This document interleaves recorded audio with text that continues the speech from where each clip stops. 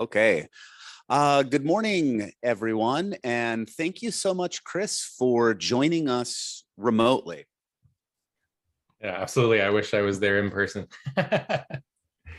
So, it's a shame that you couldn't be here, but you've been to Japan a couple times now. Is that right? Yes, yeah. One for the Rakuten Technology Conference and another one for Scrum Gathering Tokyo. Uh, yeah. And then I did a Now, remote DevOps days before as well. yeah, you spoke here last year, and one thing I'm curious about is what brought your interest in Japan? Why did you come to Japan? What made you interested about Japan to begin with? Yeah, so I met people from the Japanese community, from the Agile community, Yasunobu Kawaguchi, and others that we started talking at the big Agile conferences in the United States, and then that got me interested in visiting, and I studied a little bit of Japanese, and I've been kind of doing Duolingo and stuff like that. But yeah, and so I like to travel, and so it's good. And then also my wife's grandmother is also Japanese.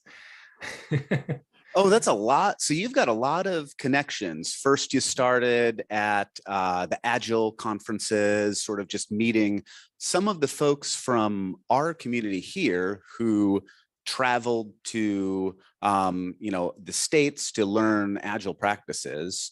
Yeah. But also, you've been studying a little bit of Japanese and have some Japanese relatives. Yeah. Oh, that's great. That's great. Um, Last year, you presented a topic of mob programming, and Mhm. you've given that or you've talked about mob programming for a few times in Japan now. Mhm. Uh, how has the impression of mob programming been when you've talked about it in Japan? Very positive. I think that collaboration and discussion about the path forward is maybe very easy to do amongst peers, because everybody is trying to move the code base forward together, and can maybe politely exchange ideas about how to move forward. And so what I've seen is a very good way for moving code forward, and while giving each other feedback politely about how to move the code forward, and do DevOps and database design and architecture and security and all of those things together. So mob programming, I've heard about it for a couple years now, but it wasn't until maybe last month when I took some time to read some of your writing and watch in more detail that I learned a little bit more about mob programming. Can you tell me a little bit about why, when people first see mob programming, what benefits do they get? What do they see benefiting them from mob programming? Yeah, so there's quite a bit of benefits that emerge kind of naturally. I think one is from the perspective of the developers. It's very easy to understand the path forward, and so learning happens very quickly, with everyone there. But also, naturally, the team chooses to automate more. They choose to uh, more frequently do unit testing, and when debugging together, they come to the root cause of the problem faster. And in general, the amount of software that you get done is not the speed at which one person can type. It's usually the problems that you solve, and having somebody to collaborate with can solve those problems faster. From a business standpoint, on the other side, it it makes it so that there's much less risk in siloing. So this idea that if a single developer becomes the only person that anybody can ask a question to, and if they go on a vacation, then work on the product stops completely. And if they find a new job, then it's an emergency for the company. That doesn't quite exist anymore. And in fact, our teams rotate people around, and in that we can guarantee that the programming and the code won't stop getting created, no matter who joins or leaves the team. And so you get this, essentially this forward movement, constant forward movement. And cross-training happens naturally. And I think that in many environments where people are programming by themselves, the quality is not as high. There's a large gap in skills, and you can close that gap very quickly while making it so that the people that have all of that knowledge are giving it to somebody else, and the people that need that knowledge can get to it, so that when that person is away, the code can still move forward. And many other benefits as well. Focus on practicing Kanban correctly, and focus on delivering results. And yeah, go ahead. So yeah, it seems like there's a lot of benefits that come from it. But I when I first heard the word mob programming, honestly, I had a really hard time envisioning what it was. It seems like it's a technique that helps teams. One of the main benefits is it removes some silos. It helps with improving it's a technique to improve the quality of software, but it also helps the business reduce some risks.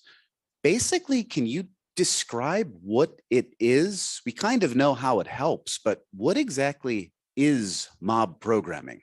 Yeah, so this might be, if you have 4 developers, it can be any number, but 4 is a good example.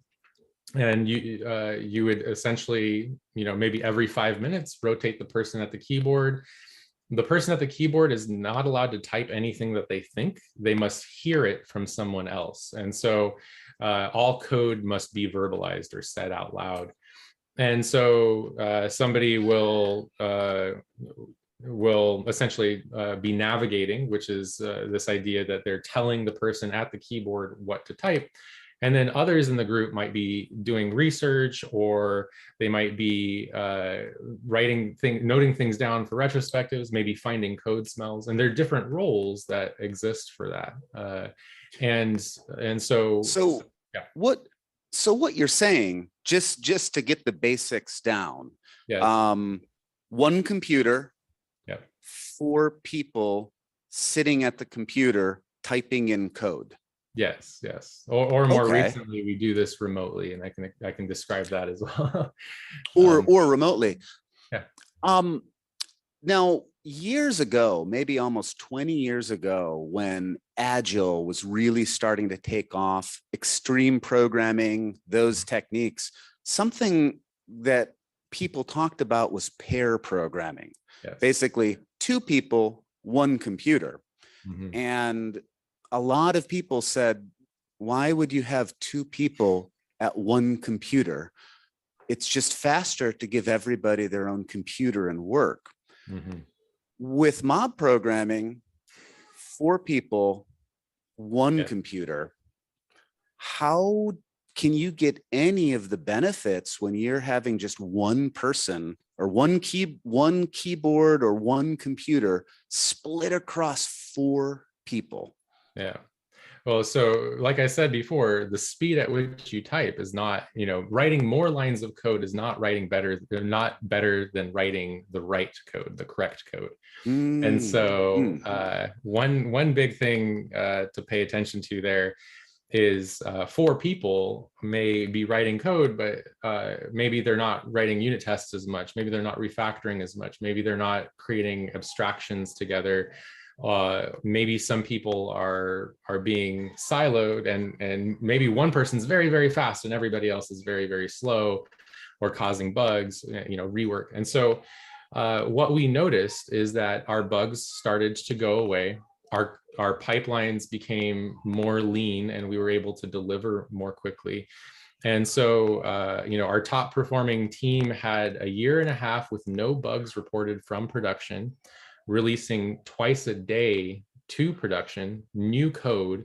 And if you have no bugs for a year and a half, that's no rework. And so one thing that I think people don't realize is when they're programming alone, a lot of that time is spent working on bugs. But imagine not working on bugs. Imagine how happy a software developer would be not working on any bugs. And so, we have a lofty goal in our department of no bugs in production. And so if a bug ever does come up, we fix it right away. We don't have a bug tracking database. And so we practice pure Kanban on new features, and we're able to just release all the time. And so, maybe if for 30 people, we might have 7 or 8 mobs, and each of those is producing multiple releases a day, and the defect rate is very low. So there's very little rework. And so this is much faster than if 30 people were working by themselves. And we've seen that because of all of the rework, defects, sharing understanding. A developer in our environment can choose to not go to any meetings if they'd like, and they might have one hour of required meetings a month, and all that other time is spent either learning or mob programming. And so, the quality of our code is very high. We incorporate new technologies very frequently and easily. I see. So a lot of it comes down to you're able to produce higher quality code by working as a mob. Mm-hmm. And one of the things that must be driving this is better communication across the team members. Can you tell me a little bit about, obviously everybody's sort of working next to each other or remotely in a Teams meeting or virtual meeting. Can you tell me a little bit about how the communication changes when you work so closely with your team members writing software?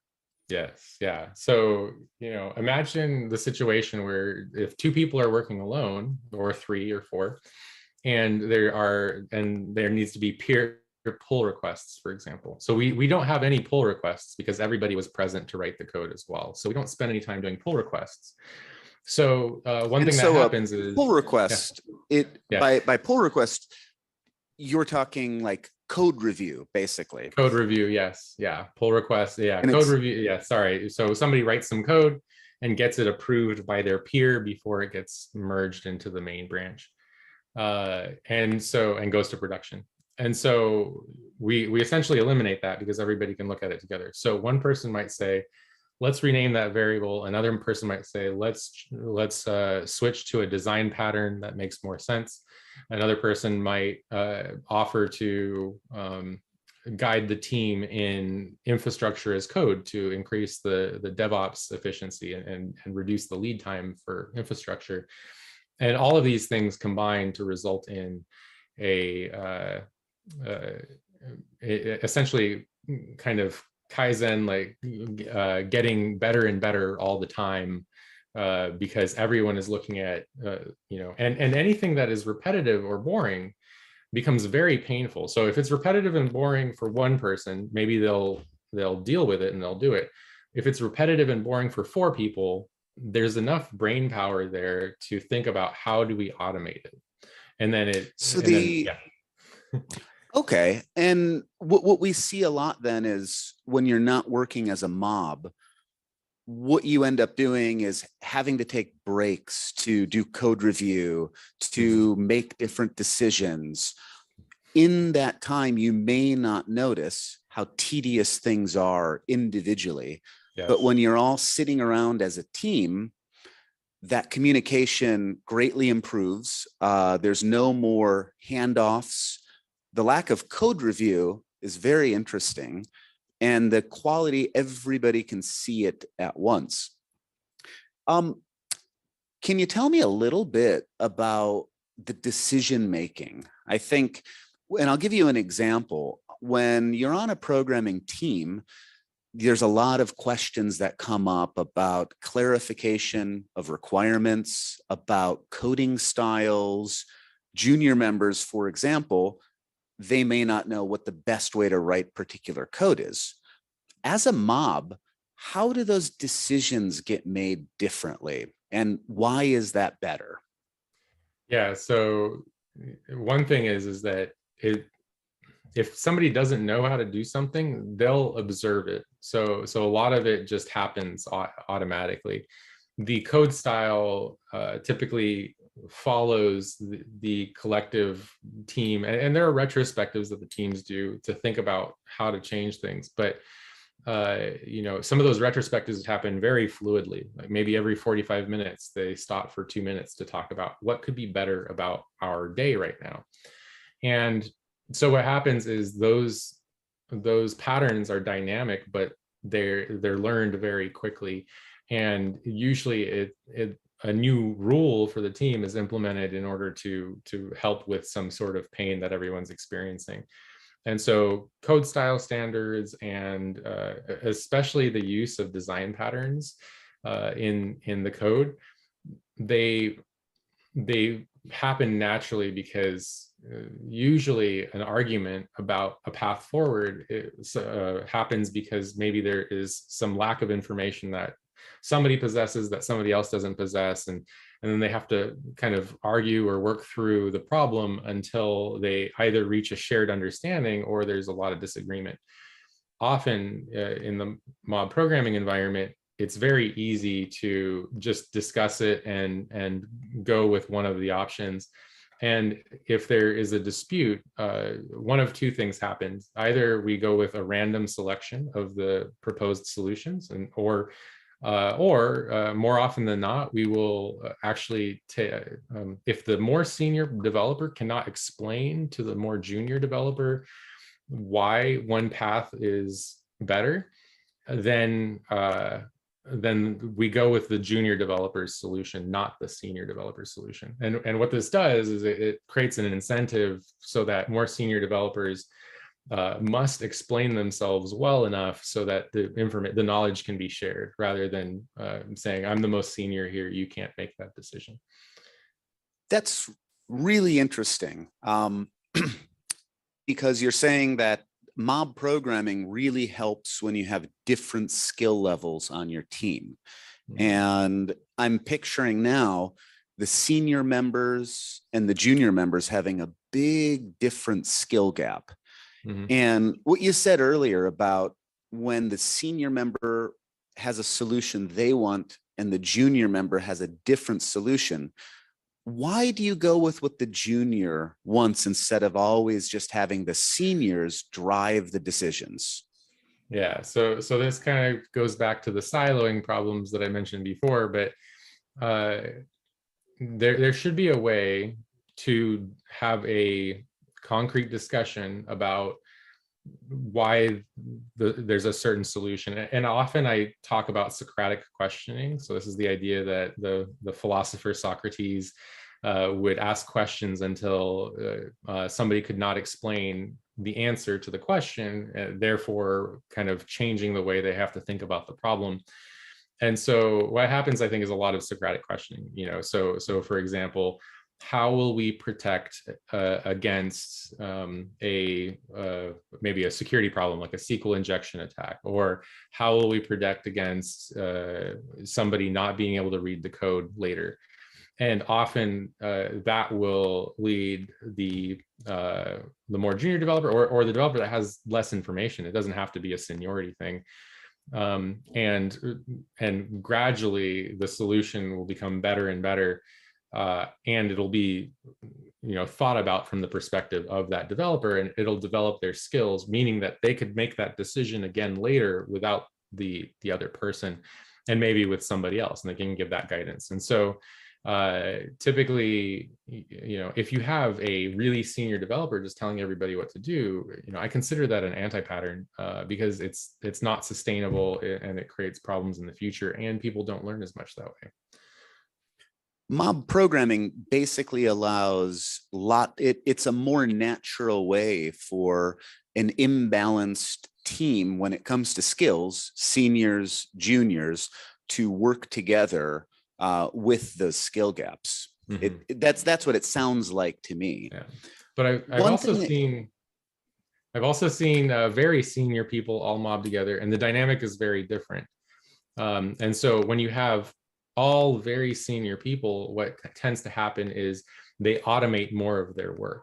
And so somebody says, I have an idea how to eliminate this whole area of the code, and it'll just take this little effort. And then everybody kind of says, yeah, that sounds great. And then they jump on. And so it's almost support to do additional automation and eliminate work that they would otherwise be doing. And I've seen this very frequently when many seniors get together. And also the other end, many juniors getting together. Often they'll do research in different directions at the same time and navigate what they've found, and then they all learn together. So it's accelerated learning and accelerated automation, depending on which side of that spectrum you're on. We could say that mob programming helps with reducing the burden of training, both on technology, but also on institutional knowledge. Yes. So in so much as a, in a mob, you have these different skill levels, and you're bringing up the junior skill levels, but you're also making the seniors not further the gap and create a silo between skills. And that's what you said earlier, was mob programming helps make people be able to go on vacation, join different teams, make it so that no single person is a point of failure in your team. And that's one of the big benefits. That's really interesting. And I think that's convincing to, like, at least for everybody who's listening and watching. I think that alone could be a compelling reason to consider trying it as you want to expand DevOps in your organization. So let's talk a little bit about, I've got a picture, okay, and I think we can all sort of picture 4 people sitting around a computer, or maybe, 4 people sharing a remote screen. But can you tell me a little bit about, or can we talk a little bit about what it looks like? How do you just have like a big screen monitor or something? How do you all physically share a space? So I'll share my screen now, and I can kind of show that. And so, this is before 2020. This is what the office looked like. So these are 2 80-inch monitors, Wow. and multiple keyboards and mice plugged into the same computer over here. And then some people have laptops for research, and you can kind of see that he's navigating here, telling him what to type. Others are watching intently. And so I have a couple of these. So retrospecting together.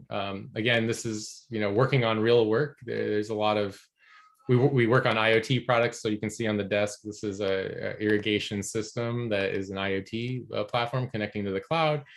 We have this desktop here, that's the main machine.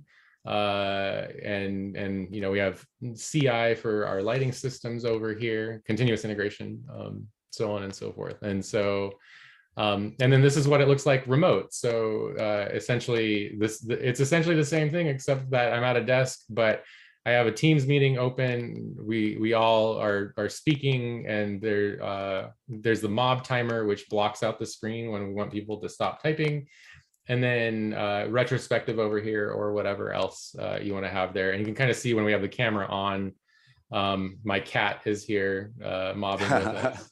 And working through those things. So that's a little bit of what that looks like.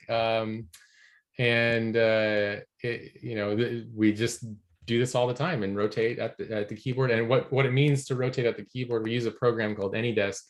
And so we all have control from all of our computers. We all have control of this remote computer.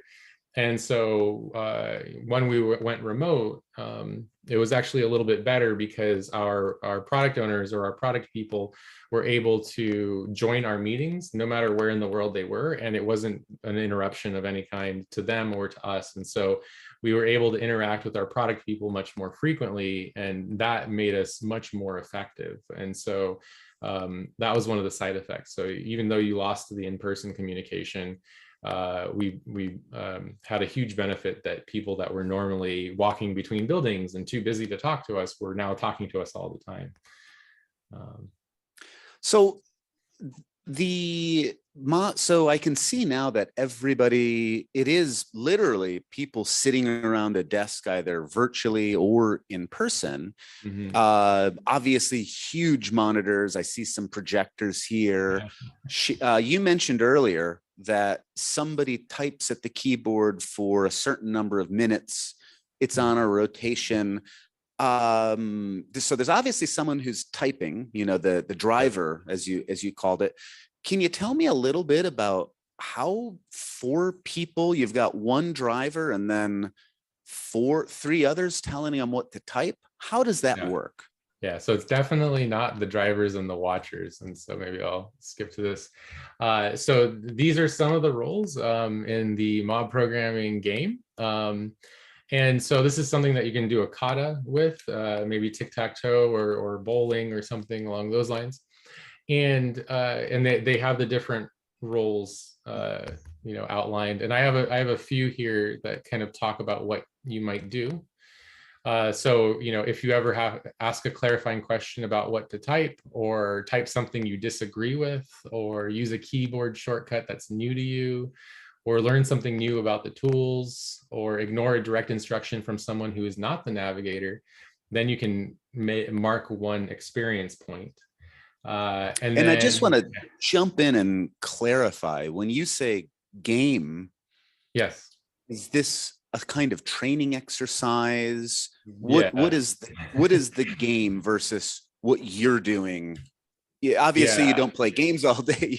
You do work as a team, but what is the relation between these roles and how you work with the 4 people on your team? Yeah, so this game outlines how you would do the work. So if you go to this GitHub account and look at it, all these roles are there. And essentially, if you wanted to program real code together, you could still keep track of the items in here, the experience points in here. And you could even work on real work together. So this is just an outline of how somebody would behave together. And so you're still working on real code while playing the game. And so, for example, the navigator, you get experience points for whenever you ask for ideas, filter the mob's ideas and tell the driver exactly what to type. Tell the driver only your high-level intent and have them implement the details. Or if you create a failing test, make it pass and refactor. And I just saw the game has just been linked into the Discord. So there's the rear admiral, the nose, which is nice. It's looking for code smells, right? And so that might be pointing out a long line of code, pointing out a complex conditional, like a big if statement. Point out duplication, point out unnamed variable or method, propose an action for deodorizing the code, making it smell nicer. So the nose is kind of somebody who, when you're thinking about the nose as a role, that's somebody who takes responsibility for quality of the code itself. Mm-hmm. Yes. And so that's not the guy, that's not the person who's typing. Mm-hmm. That's the driver. It's not the navigator, but it's one of the other 2 people. They are thinking, wait a minute, I see something wrong with the code. And in that role, that person is becoming the nose, you would say. Yes. Yeah. Okay. And so that can happen, if somebody's driving and somebody's navigating, then because we practice red-green refactor in test-driven development, the person who is watching will be looking for code smells. And so once the tests go green, maybe the navigator will stop navigating and then go to the keyboard and start driving. And the person who knows how to refactor those code smells now will be telling them what to refactor. So this all sounds like this can get complicated quick if to in so much as learning all of these roles. And we saw a lot of different levels that you had before. Something that a team obviously learns to evolve with over time. Where did you start? I want to say day one when you decided I'm going to work as a mob. Yes. How did you come up with some of these ideas?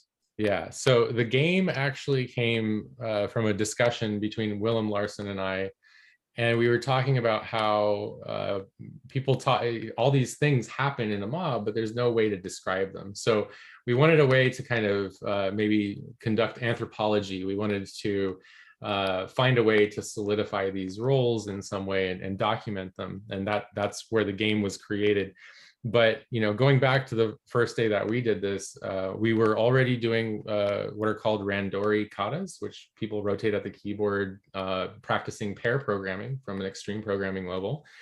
And but there would be strict navigation, meaning no one else could talk, and somebody would just write it, and we would program tic-tac-toe or something. And so then one day, one of our developers who was struggling essentially had a 1.5 years long working on a project, and so that they couldn't get any farther and that they needed help. And so we all got into the room together to work in that same way, and we started rotating at the keyboard, and then there were a lot of ideas. And we discovered that one of the frameworks that was used at the beginning of the project made it impossible to complete the project. It was a very big failure, kind of from a tools standpoint. And so we rewrote the entire 1.5 years worth of application in about 3 months and delivered it to production before their deadline was up. And that's when we started thinking, hey, this is quite a bit faster than working by yourself, because there was domain knowledge, there was programming knowledge, there was code smell knowledge, there was unit testing knowledge. All these people had different ways of doing work. When we got together, we were able to just run through it very quickly. It was great. It sounds like you didn't plan to invent or create mob programming as an idea. You just realized that you were mob programming after your first project of working together. It was a way that your team naturally interacted. And what I think is interesting about that is I think a lot of teams are already doing some form of mob programming today. It's very unlikely that even at a company where everybody has their own private desks, their own private offices, that there's no collaboration. What I'm hearing is that to start mob programming, you need to maybe learn how you're already working as a team and then start optimizing and recognizing we already do some collaboration, but if we start formally mobbing, our collaboration will go really high and become a lot greater. Would you say that's a good way to start? Yeah, absolutely. And a good way to think about it is, so what happens when a team faces an emergency in production? I think a lot of people go to work together in a single room, like a task force or a war room or something like that. And they get together and they start working together and collaborating and talking. And then when the emergency is over, they went away, right? But why not work that way all the time? That was the most effective way to solve that problem, was high levels of collaboration. What has told us that working by ourselves when there's no emergency is better? And I think it's just that people just go back to what they were used to. That makes sense. It's a more natural way to solve complex problems like a production outage. And if you apply it to other work, you can also simplify some of those complex problems for the whole team. So we should probably look to see if there are, I'm just looking at our time here, and I think that I've got a lot more questions that, this topic for me is very interesting. But I would love to hear if we have if there's anybody who has questions.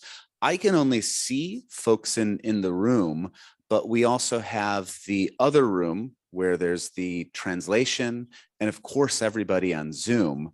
So what I can do is start, if anybody in this room has questions, we can start there, and maybe through Discord or another way we can get some other questions. But does anyone in here have any questions that they'd like to start with?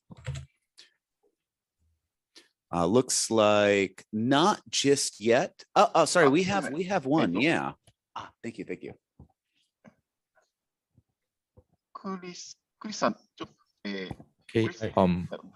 So yeah, thank you for the interview. It was interesting. I have one question actually. So do you think that it's ideal that every tech company in the world shift to mob programming, or do we still need some private programming time from time to time? Well, so yeah, I think it's all related to the complexity of the problem that you're solving. And I think you need to stop sharing. Yeah. Okay. So if the problem that you're solving is more complex, then you are likely to solve it faster with more people. And if the problem is less complex, then you're likely to solve it faster in parallel. And so you have high-paid software engineers who I think you pay to solve complex problems. And so often I think that the difficulty of the problem has a plateau when you reach one person working on that work.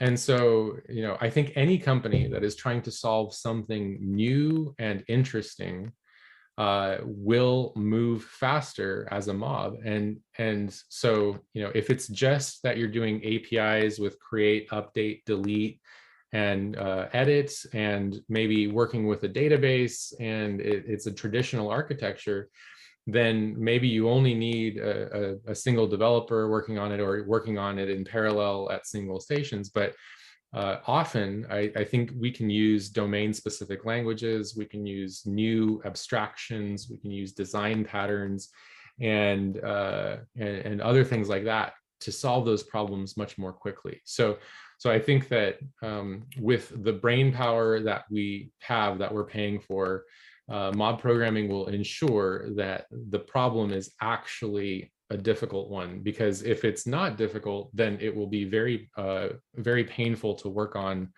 alone. And often, I think people stop mobbing because they think that the problem is so simple that they should just work on it alone, where I think the opposite is true. They should continue mobbing until they've automated that problem so it never happens again. And a good example of this is when we first started mobbing, there was a member of the team actually handling tickets for other departments for 8 hours a day, and then doing all of the actual work that they promised to deliver in their overtime, past the end of their day. And we discovered that by working together. And then we only became more and more capable over time. As we discovered repetition, we automated it away, we created a design pattern, we deleted dead code. And as the quality went up, we only started working on newer and more interesting problems. And I think that's the pattern. So if you mob all the time, I think it'll be very infrequent that you will only work on simple problems. Thank you. That's a great question. And while we wait for another question, a quick follow-up I'll have is, what about somebody who is shy or maybe doesn't want to work in that kind of environment where you're always sitting as a group? Yes. What do you do in that scenario? Yeah, so there's definitely a conflict there, for personality styles, and there are ways to work that way. we have people that would consider themselves introverted or likes to work them by themselves mainly, and they still work in the mob because they consider it more effective. And what they do is they take breaks to step away from other people more often, I think. And also they focus kind of on their learning and personal development time more by themselves. But then when it comes to production code, they come and work together, because that person, if they did work together or work by themselves all the time, they would still have to do code reviews. They would still have to balance things out. They would be responsible for bugs when there were no bugs coming through to production anywhere else. And so I think there's become this natural reinforcement to mob together. And Aaron Griffith has a great article on mob programming as an introvert, and he describes it much better than I do. Oh, great. No, that's good to hear. So it's adaptable for a lot of people. I saw we had a question. Did you have a? Oh, yeah, great. If we could get another question.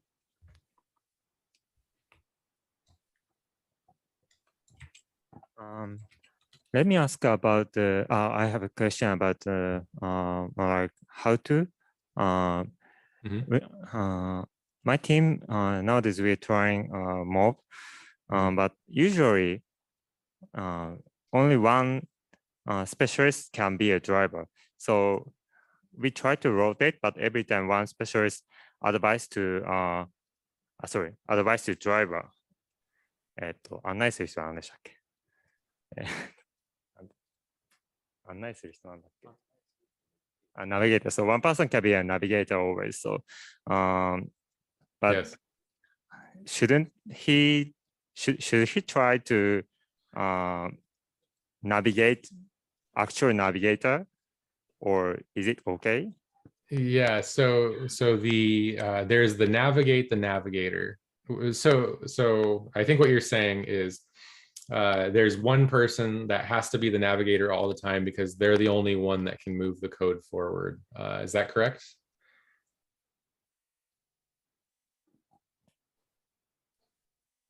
Yeah.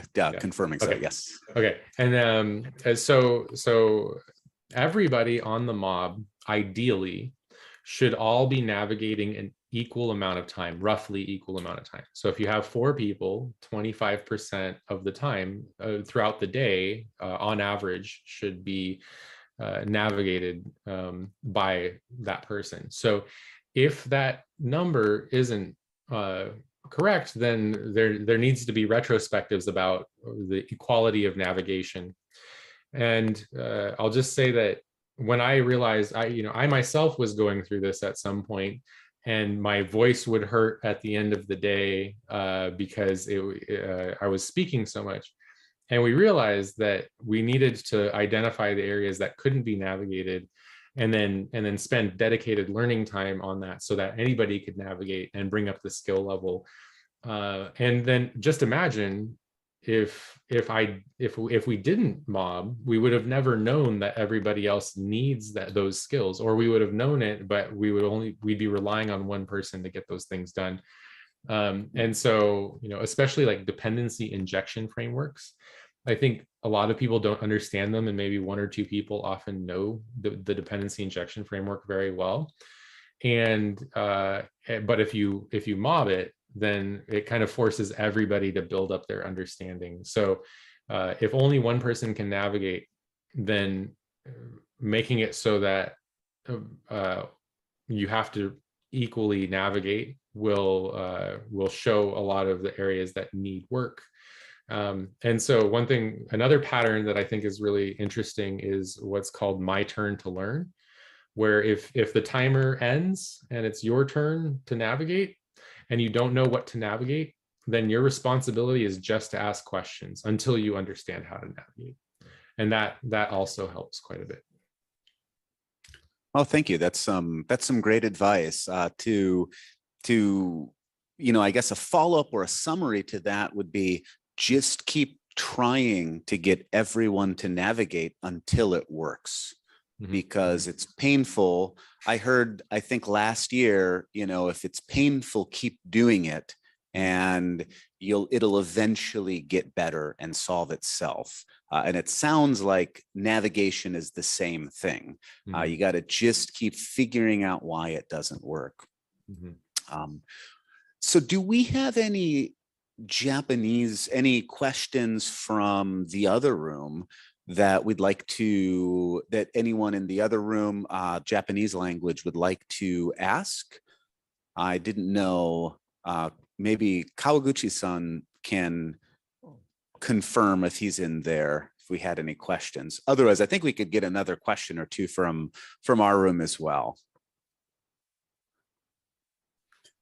Or of course, if anybody wants to, if there's anything in Discord, Chris, I think you also can see that. So if you want to jump in and read and then answer a question, but I don't have access, I don't have it in front of me. But yeah, by all means, I think we have time for another question or two for sure.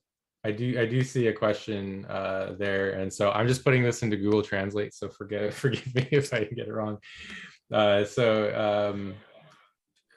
me see. I got the question from W-A. It says, I have a question. I'm practicing mob programming or close to it. It changes every 25 minutes, the driver and also the navigator. You may find it difficult to fill the knowledge gap among the mob programmers. Young people rely too much on knowledge of the skilled people. I feel that it's difficult to be independent. What do you think you should do? And so, I think that this is mob programming for a very senior developer is a very good coaching opportunity. It means that maybe that person is slowed down, but 3 or 4 other people are sped up quite a bit. And so this very skilled person, I think, should be identifying where those knowledge gaps are. And then, like I said before, navigating the navigator. So this is maybe they send a chat on what to do next. And then that person is forced to navigate. Because I've also noticed another pattern, which is that sometimes people just are uncomfortable navigating or saying what they're thinking. And they also don't know the answer. And so practicing one or the other, just navigating or just coming up with the answer, can be very helpful. And so, there's the option to navigate the navigator either by whispering or by typing it to them.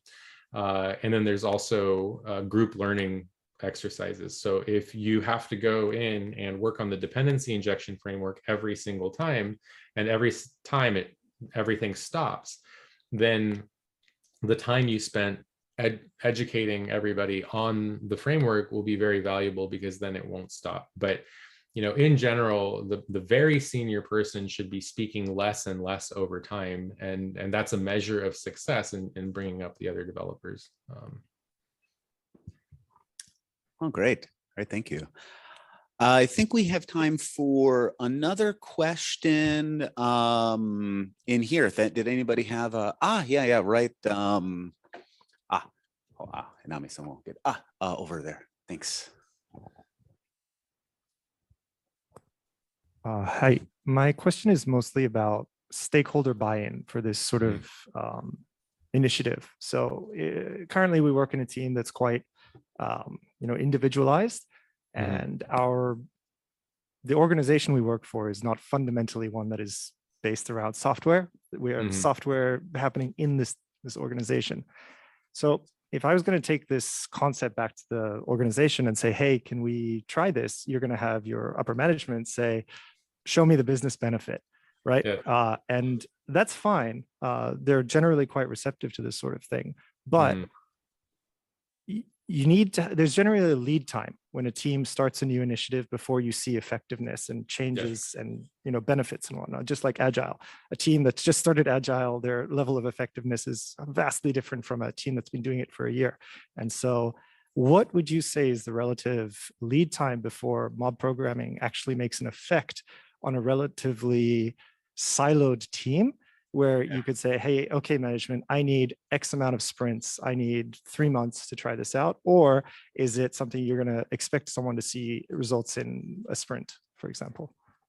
So I do think it depends. So if you try to force this on somebody, then it's going to get rejected. And so, people that don't want to do it probably should not be the first group that tries it. So, I believe firmly in the diffusion of innovation, kind of the bell curve of early adopters, early majority, late adopters, and laggards.